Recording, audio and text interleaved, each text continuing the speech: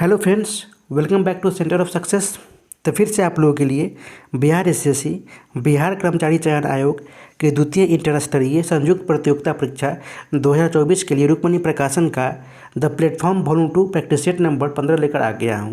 इससे पहले कि दोस्तों, अगर आपने प्रैक्टिस सेट नंबर पिछले नहीं देखे हैं तो लिंक डिस्क्रिप्शन में है और मैंने ऑलरेडी प्लेलिस्ट बना दिया, आप जाकर वहाँ से देख सकते हैं। तो चलिए फटाफट वीडियो को लाइक कर दीजिए, अपने दोस्तों के साथ शेयर कर दीजिए और चैनल पर पहली बार आए हैं तो चैनल को सब्सक्राइब कर दीजिए और बेल आइकन को दबा दीजिए ताकि जब भी मैं महत्वपूर्ण वीडियो डालूँ तो सबसे पहले नोटिफिकेशन मेरे पास पहुँचे। गाइज, वीडियो के आखिरी तक जरूर बने रहिएगा एवं कमेंट बॉक्स में अपना स्कोर जरूर कमेंट कीजिएगा कि आपने कितना अटेम्प्ट किया है।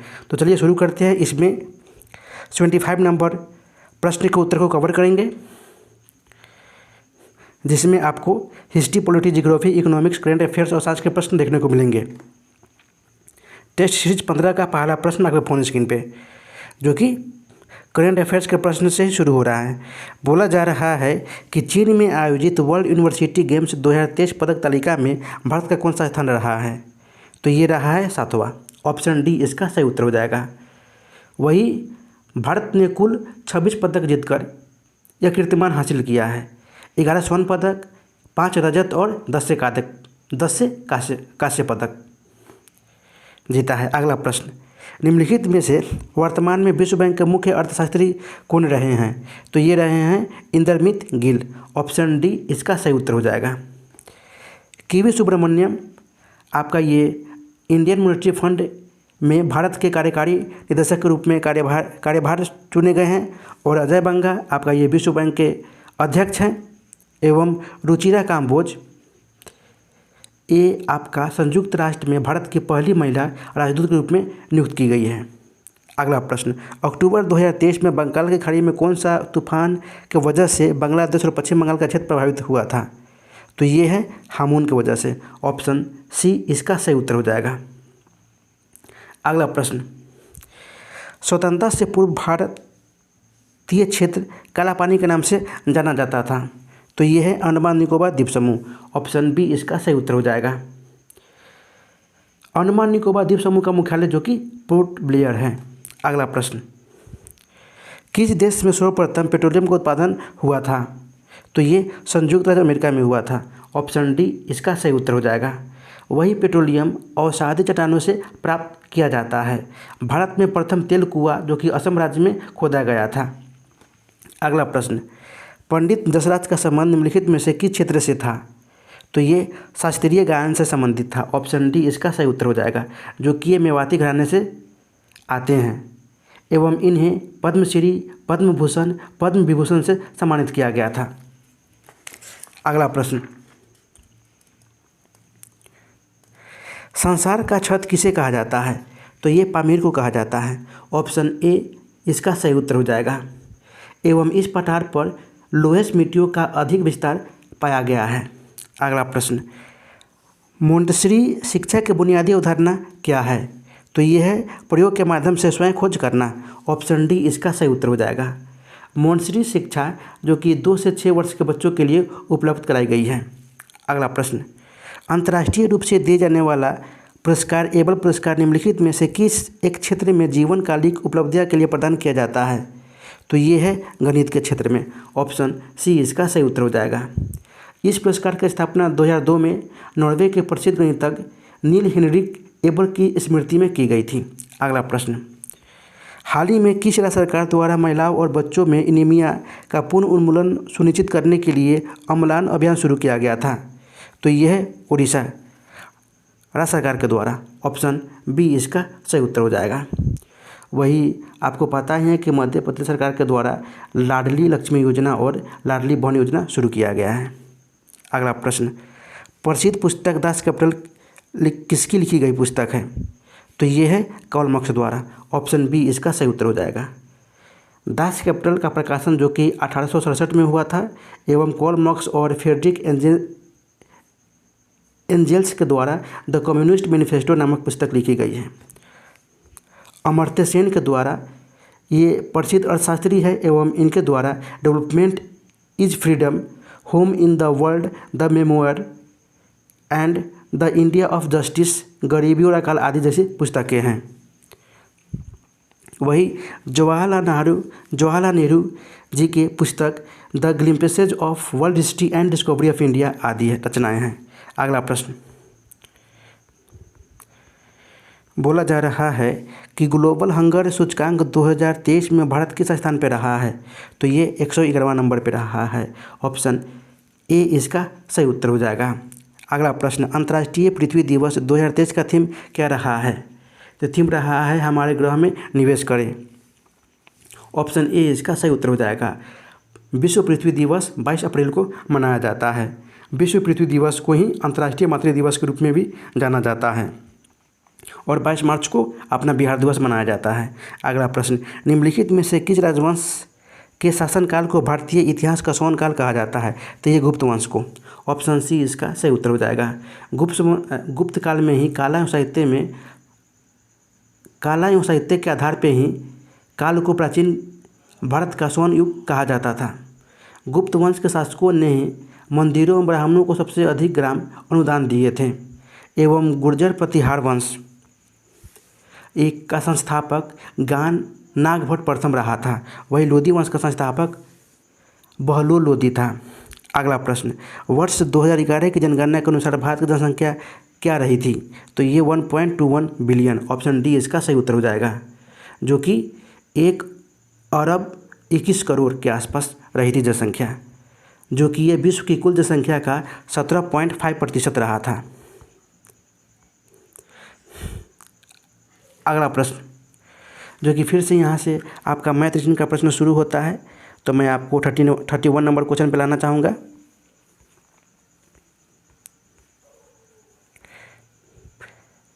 बोला जा रहा है कि तक्षशिला का प्राचीन शहर किन नदियों के बीच स्थित है? तो ये है सिंधु और झेलम नदियों के बीच स्थित है। ऑप्शन सी इसका सही उत्तर हो जाएगा। तक्षशिला जो कि गांधार महाजनपद की राजधानी थी, तक्षशिला में भारत का प्राचीनतम विश्वविद्यालय अवस्थित रहा था।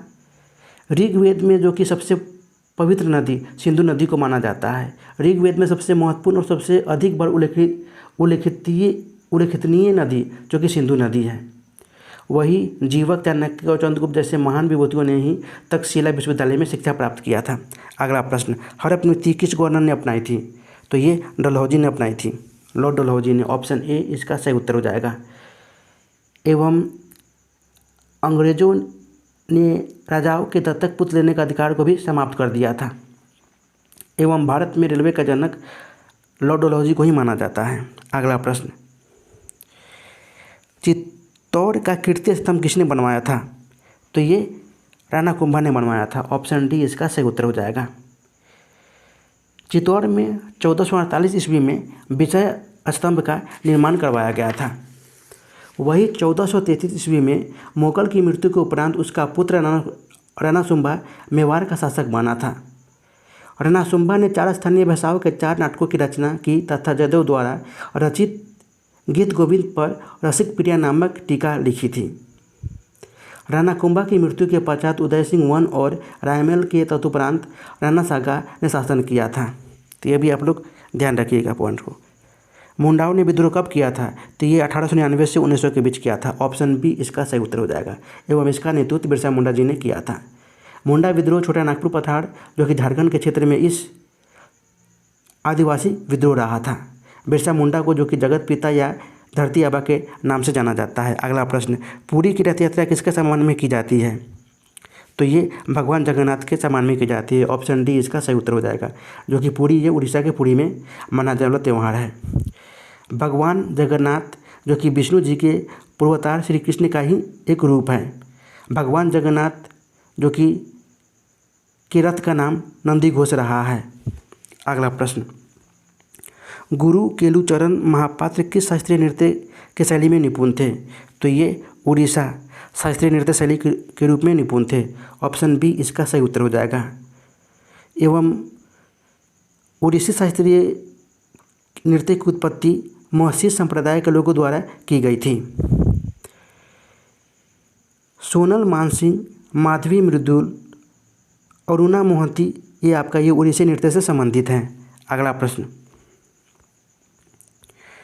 बोला जा रहा है कि भारत में पहली बार उक्त में से कोई नहीं नोटों कब लागू किया गया था?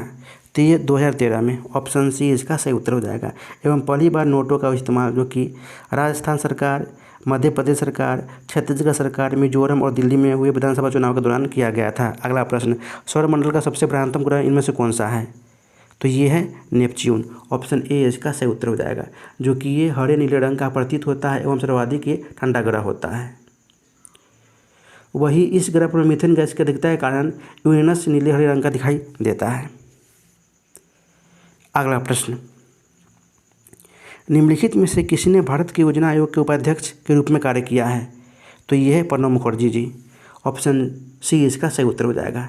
2019 में इनको भारत रत्न से सम्मानित किया गया था एवं इनकी पुस्तक द कोलिएशन ईयर्स रहा था। योजना आयोग का पहला अध्यक्ष जो कि प्रधानमंत्री जवाहरलाल नेहरू जी रहे थे एवं उपाध्यक्ष गुलजारी लाल नंदा थे, लेकिन इनको हटा के अब नीति आयोग की स्थापना किया गया था 1 जनवरी 2015 को एवं इसके अध्यक्ष प्रधानमंत्री रहते हैं। अगला प्रश्न, भरत जन के नाम पे इंडिया का नाम भारत रखा गया, निम्नलिखित में से किस वेद में इन जन का सर्वप्रथम उल्लेख मिलता है? तो ये ऋग्वेद में मिलता है। ऑप्शन बी इसका सही उत्तर हो जाएगा। ऋग्वेद जो कि इस जन का सर्वप्रथम रचनाओं के क्रमबद्ध ज्ञान के संग्रह को ही ऋग्वेद कहते हैं, सबसे प्राचीन वेद है एवं इसमें 10 मंडल, 228 सूक्त और लगभग 10,580 ऋचाएँ भी शामिल हैं। अगला प्रश्न, मुस्लिम लीग के लाहौर अधिवेशन 1940 की अध्यक्षता किसने की थी? तो ये मोहम्मद अली जिन्ना के द्वारा किया गया था। ऑप्शन सी इसका सही उत्तर हो जाएगा।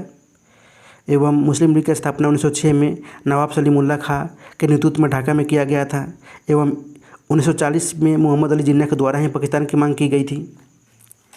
अगला प्रश्न, रैयतवाड़ी प्रथा प्रारंभ की गई थी किसके द्वारा? तो ये थॉमस मुनरो के द्वारा। ऑप्शन ए इसका सही उत्तर हो जाएगा। रैयतवाड़ी व्यवस्था जो कि मद्रास, बॉम्बे, असम और कुर्ग में भी लागू की गई थी। रैयतवाड़ी व्यवस्था ब्रिटिश भारत के कुल भूभाग को 51% भूभाग पे लागू की गई थी। यह व्यवस्था में उपज का 55% भाग लगान के रूप में सरकार को देना पड़ता था।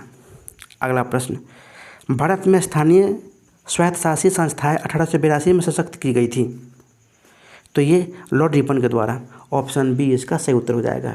लॉर्ड रिपन का कार्यकाल 1880 से 84 के बीच रहा था, जो कि ये स्थानीय स्वायत्तशासी संस्थाएं 1882 में रिपन के द्वारा ही किया गया था। वही रिपन के कार्यकाल में प्रथम वास्तविक जनगणना जो कि नियमित 1881 में किया गया था। वर्नाकुलर प्रेस एक्ट की समाप्ति 1882 में किया गया था।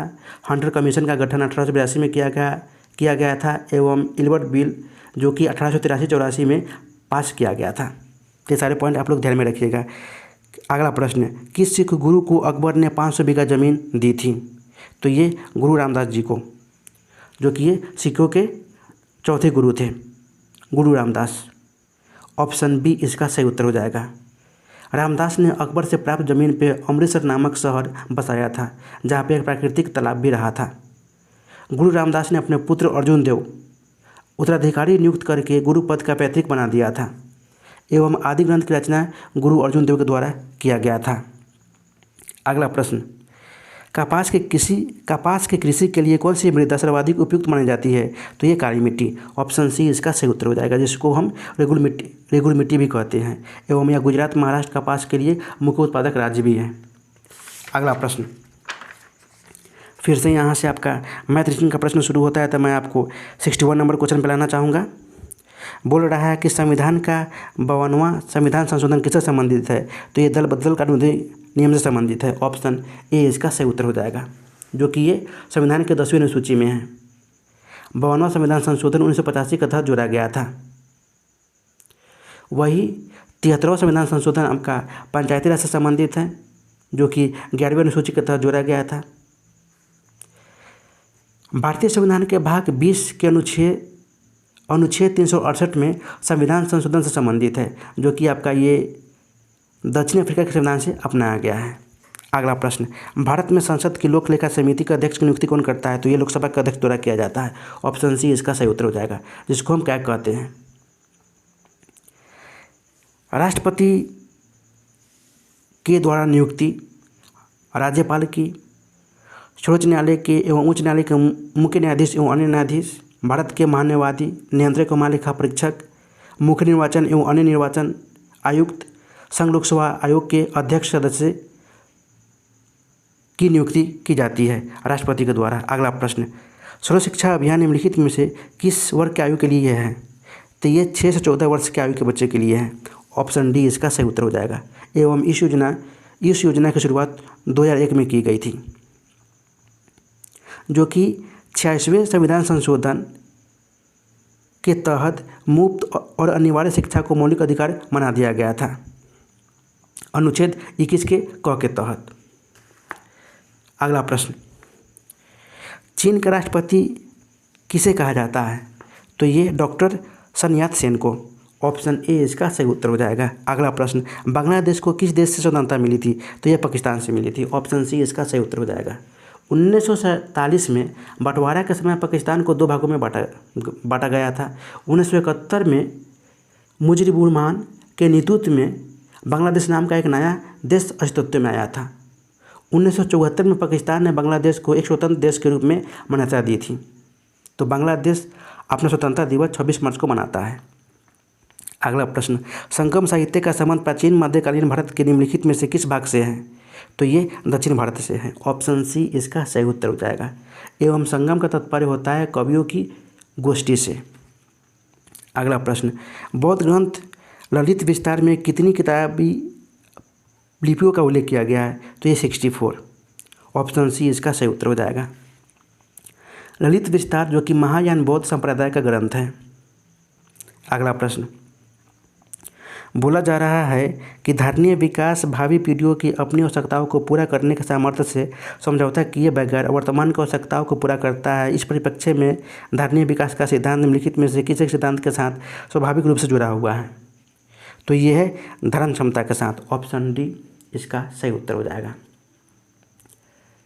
समावेशी विकास के अंतर्गत पर्यावरण को संरक्षित करने के साथ साथ विकास को भी प्राथमिकता दी जाती है। धारणीय विकास समाज के प्रत्येक वर्ग को लक्षित कर समग्र विकास को महत्व देती है। अगला प्रश्न, निम्नलिखित घटनाओं पर ध्यान दें और इनके कालानुक्रम में व्यवस्थित करें।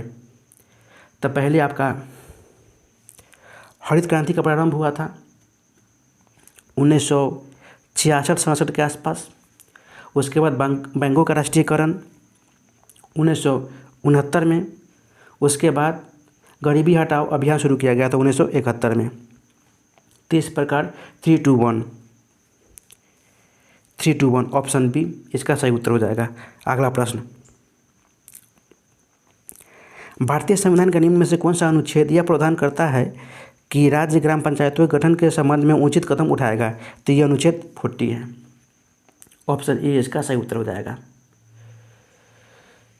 यह राज्य सरकार कदम उठाएगा और उन्हें आवश्यकता, शक्ति और अधिकार प्रदान करेगा। अनुच्छेद 40 जो कि राजनीति के निर्देशक सिद्धांतों का एक हिस्सा है। भारतीय संविधान का अनुच्छेद 243 क से 9 तक ग्राम सभा पंचायत से संबंधित है, प्रावधान दिए गए हैं। अगला प्रश्न, वित्तीय समावेशन एवं आर्थिक भागीदारी सुनिश्चित करने वाली महत्वाकांक्षी योजना का नाम क्या है? तो यह है प्रधानमंत्री जनधन योजना। ऑप्शन सी इसका सही उत्तर हो जाएगा। एवं इसकी शुरुआत 2014 में हुआ था। वही अटल पेंशन योजना 2015 में शुरू हुआ था। एवं सुकन्या समृद्धि योजना 2015 में ही प्रारंभ हुआ था। अगला प्रश्न, विकासशील देशों में ग्रामीण गरीब को कम करने के लिए वर्ष खाली स्थान में international fund for agricultural development का गठन किया गया था। तो 1977 में। ऑप्शन बी इसका सही उत्तर हो जाएगा। अगला प्रश्न, हिमालय पर्वतमाला को किस में विभाजित किया गया था? तो ये हिमाचल, हिमाद्री और शिवालिक में। ऑप्शन बी इसका सही उत्तर हो जाएगा। वैसे हिमालय पर्वतमाला को भौगोलिक स्तर पे 4 भागों में विभाजित किया गया है। वृहद हिमालय या आंतरिक हिमालय, जो कि यह सबसे ऊंचा और दुर्गम श्रेणी के अंतर्गत आता है यह हिमालय। दूसरा लघु अथवा मध्य हिमालय, जो कि यह हिमाचल श्रेणी कहते हैं इनको। तीसरा शिवालिक हिमालय, जो कि यह लघु हिमालय के दक्षिण में इसके समानांतर पूर्व पश्चिम दिशा में फैली हुई है। और चौथा ट्रांस या तिब्बत हिमालय, जो कि यह मान हिमालय के उत्तर में उसके समानांतर पूर्व पश्चिम दिशा में फैला हुआ है। तो इस प्रकार आपका हिमाचल, हिमाद्री, शिवालिक ऑप्शन बी इसका सही उत्तर हो जाएगा। अगला प्रश्न, परिचकली इनमें से किस प्रदेश का लोकप्रिय लोक नृत्य है? तो यह है लक्षद्वीप का। ऑप्शन ए इसका सही उत्तर हो जाएगा। वही परिचकली के साथ साथ कोकली भी लक्षद्वीप का लोकप्रिय लोक कला रूप है। लावा जो कि लक्षद्वीप का लोक नृत्य शैली है। आंध्र प्रदेश का लोक नृत्य कुंबी, बदकम्बा, छड़ी आदि है। वही तमिलनाडु का लोक नृत्य कांवड़ी है और कर्नाटक का यक्षगान, कुनीता, करगा लोक नृत्य है। अगला प्रश्न, राष्ट्रीय मानवाधिकार आयोग का अध्यक्ष कौन होता है? तो यह भारत के सेवानिवृत्त उच्चतम न्यायालय के मुख्य न्यायाधीश या अन्य न्यायाधीश। ऑप्शन सी इसका सही उत्तर हो जाएगा। राष्ट्रीय मानवाधिकार आयोग जो कि एक स्वतंत्र वैधानिक संस्था है एवं इसकी स्थापना मानव अधिकार संरक्षण अधिनियम 1993 के प्रावधान के तहत 1993 में की गई थी एवं इसका मुख्यालय नई दिल्ली में है एवं यह 10 दिसंबर को अंतर्राष्ट्रीय मानवाधिकार दिवस के रूप में मनाया जाता है। अगला प्रश्न, एक पर्यटक एक शहर में तारामंडल देखने जाता है। वहाँ पूर्व दिशा में रेलवे स्टेशन से चलकर एक तालाब पर पहुँचता है। वह बाएं मुड़ा और फिर तालाब से दूसरे स्टेशन को फिर से यहाँ से आपका रीजनिंग का प्रश्न शुरू हो गया है। तो मैं आपको 91 नंबर क्वेश्चन पे लाना चाहूँगा।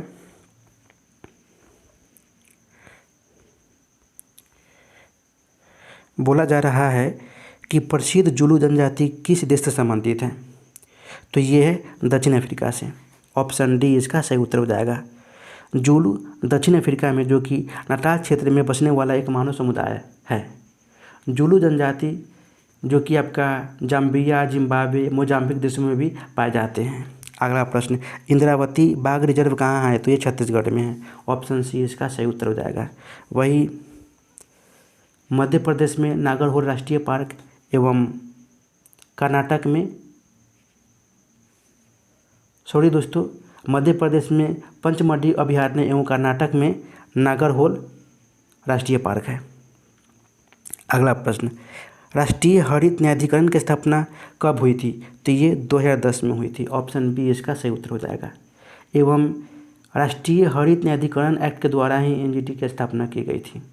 अगला प्रश्न, निम्न में अफ्रीका का कौन सा देश ओपेक का सदस्य नहीं है? तो ये दक्षिण अफ्रीका है। ऑप्शन डी इसका सही उत्तर हो जाएगा।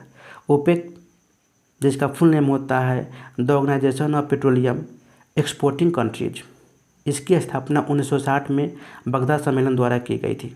ओपेक के सदस्य राष्ट्र हैं Algeria, Angola, Congo, Guinea, Gabon, Iran, Iraq, Kuwait, Libya, Nigeria, Saudi Arab, संयुक्त अरब अमीरात और वेनेजुएला है। अगला प्रश्न, आधुनिक भारत का सबसे बड़ा नाटककार कौन है? तो ये है जयशंकर प्रसाद जी। ऑप्शन सी इसका सही उत्तर हो जाएगा। वही भारतेंदु हरिश्चंद्र को आधुनिक हिंदी साहित्य का पितामह कहते हैं। महादेवी वर्मा जी को हिंदी भाषा का छायावादी परंपरा की प्रसिद्ध कवियत्री मानी जाती है। महादेवी वर्मा को जो कि आधुनिक मीरा के नाम से भी जाना जाता है। अगला प्रश्न, आधुनिक आवर्त सारणी के किस वर्ग में पूर्ण आवरण वाले संयोजी इलेक्ट्रॉन और रासायनिक रूप से अक्रिय तत्व होते हैं? तो ये 18वें वर्ग वाले पूर्ण आवरण वाले संयोजी इलेक्ट्रॉन और रासायनिक रूप से अक्रिय तत्व होते हैं। ऑप्शन बी इसका सही उत्तर हो जाएगा। आधुनिक आवर्त सारणी में आवर्तों की संख्या जो कि 7 एवं वर्गों की कुल संख्या 18 होती है। अगला प्रश्न, प्रकाश संश्लेषण की प्रक्रिया के दौरान कौन सी गैस उत्पन्न होती है? तो ये गैस ऑक्सीजन होती है। ऑप्शन सी इसका सही उत्तर हो जाएगा। सूर्य के प्रकाश की उपस्थिति में हरे पौधे की कोशिकाओं में कार्बन डाइऑक्साइड और जल के संयोग से कार्बन युक्त यौगिकों के निर्माण की प्रक्रिया को ही प्रकाश संश्लेषण कहते हैं, यानी 6CO2 + 12H2O। जब ये सूर्य के प्रकाश और क्लोरोफिल की उपस्थिति में आपका ये C6H12O6 + 6O2 + H2O + 6H2O बनाएगा। प्रकाश संश्लेषण के समय जो कि जल के अणु का अपचयन होता है जिससे ऑक्सीजन गैस निकलती है। प्रकाश संश्लेषण में कार्बन डाइऑक्साइड का अपचयन होता है जिससे हम कार्बोहाइड्रेट का निर्माण होता है। तो ये सारे पॉइंट आप लोग ध्यान में रखिएगा। 98 नंबर क्वेश्चन, बोला जा रहा है कि वायु के कांच के आयताकार स्लैब पर आपतित किसी प्रकाश किरण का गमन पथ से 4 विद्यार्थियां ABCD ने चित्र में दर्शाए गए अनुसार आरेखित किया गया, इनमें से कौन सा सही है। तो ये आपका कुछ तिरछा मुड़कर फिर ये अपने दिशा में हो जाएगा। तो आपको दिख रहा है ऑप्शन बी, ये सही चित्र को दर्शा रहा है। किसी कांच के स्लैब पर तिरछी आपतित प्रकाश किरणें जो कि आपतित किरण की दिशा के समानांतर निर्गत होगी। अपवर्तनांक अपने पड़ा ही होगा, जो कि निर्वात में प्रकाश का वेग बटा माध्यम में प्रकाश का वेग, यानी न्यू बराबर साइन आई बटा साइन आर। तो यहाँ पे आपका ऑप्शन बी सही उत्तर हो जाएगा। अगला प्रश्न, प्रतिरोध का सही मात्रक क्या होता है। तो ये ओम होता है, ऑप्शन डी इसका सही उत्तर हो जाएगा।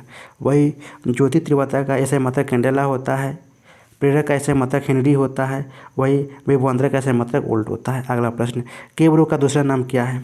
तो ये है रेटिकुलो एंडोथेलियोसिस है, ऑप्शन डी इसका सही उत्तर हो जाएगा। यह एवियन ल्यूकोसिस वायरस के कारण होने वाला रोग है। अगला प्रश्न, बेकिंग पाउडर में पाए जाने वाले तत्वों का नाम बताइए। तो ये आपका है सोडियम, हाइड्रोजन, कार्बन और ऑक्सीजन, ऑप्शन सी इसका सही उत्तर हो जाएगा, जिसका सूत्र होता है NaHCO3।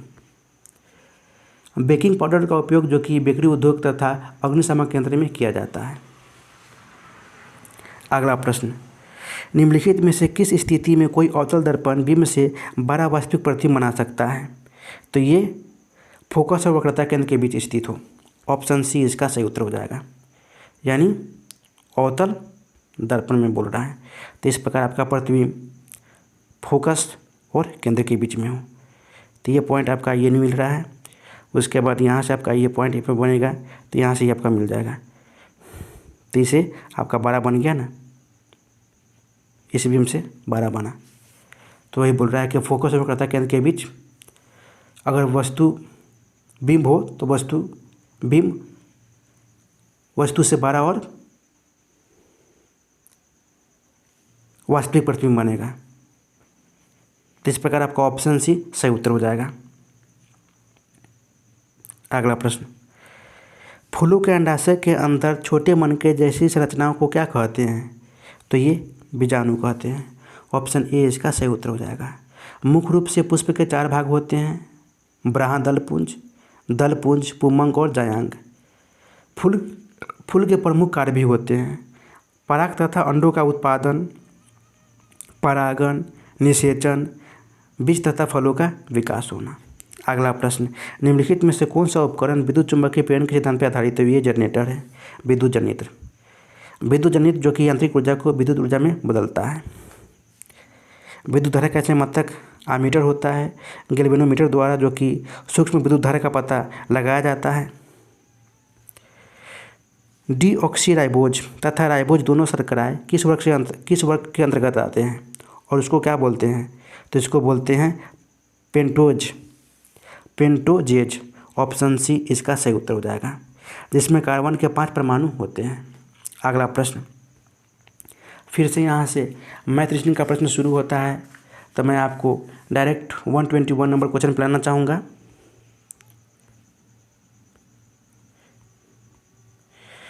बोला जा रहा है कि इनमें से किस मिश्रण का उपयोग सोने को शुद्ध करने के लिए किया जाता है। तो एक्वारेजिया का उपयोग किया जाता है। एक्वारेजिया जो कि ये शांत हाइड्रोक्लोरिक अम्ल और नाइट्रिक अम्ल का ही मिश्रण होता है, जो कि 3:1 के मिश्रण में होता है। HCl और नाइट्रिक अम्ल HNO3, ये आपका रेशियो होता है। नेसलर अभिकर्मक का उपयोग जो कि अमोनिया परीक्षण में किया जाता है। नेसलर अभिकर्मक का उपयोग जो कि अमोनिया परीक्षण में किया जाता है। अमोनिया के जलीय घोल को ही लिकर अमोनिया कहते हैं। सूक्ष्म ठोस कण अथवा तरल बूंदों के हवा या किसी अन्य गैस में कोलाइड को ही हम एरोसोल कहते हैं। अगला प्रश्न, निम्नलिखित में से कार्बन के कौन से मिश्रण का द्रव बनने और उबलने का तापमान सर्वाधिक होता है। तो ये होता है एसिटिक एसिड का CH3COOH, जो कि यह सिरका और अचार में भी पाया जाता है। मीथेन को हम मार्स गैस भी कहते हैं, CH4। अगला प्रश्न, खाली स्थान एक नेटवर्किंग डिवाइस है जो कई कंप्यूटरों या संचार उपकरणों को जोड़ने के दौरान नेटवर्क ट्रैफिक को फिल्टर करता है। तो ये है स्विच। ऑप्शन सी इसका सही उत्तर हो जाएगा। स्विच हार्डवेयर डिवाइस होता है जो भौतिक नेटवर्क या सॉफ्टवेयर आधारित डिवाइस पर प्रबंधित करता है। राउटर, जिसे हम रूटर कहते हैं, एक उपकरण है जो दो या दो से अधिक नेटवर्क को जोड़ता है। अगला प्रश्न, पेप्टिक वर्म के जीवाणु का पता लगाने वाले वैज्ञानिक का नाम क्या है? तो ये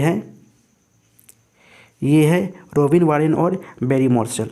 ऑप्शन डी इसका सही उत्तर हो जाएगा। पेप्टिक वर्म को हम पेप्टिक अल्सर भी कहते हैं।